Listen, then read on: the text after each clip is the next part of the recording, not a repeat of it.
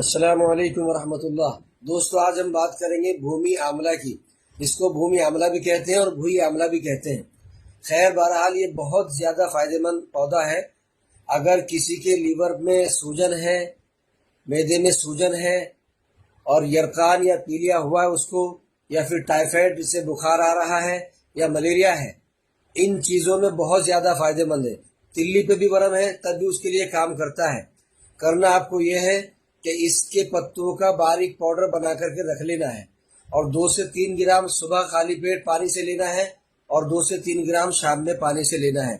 آپ کا پیلیا یرقان بھی صحیح ہو جائے گا، اور لیور کمزور ہے وہ بھی طاقتور ہو جائے گا، سوجن ہے وہ بھی ختم ہو جائے گی، اور بخار اگر جگر کی گرمی سے آ رہا ہے یا تلی کی خرابی کی وجہ سے آ رہا ہے تو وہ بھی انشاءاللہ تعالی دور ہو جائے گا۔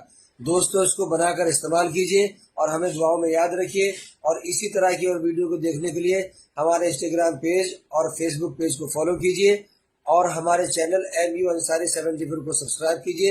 ویڈیو اگر آپ کو اچھے لگے اس کو لائک اور شیئر ضرور کیجئے۔ والسلام علیکم ورحمۃ اللہ۔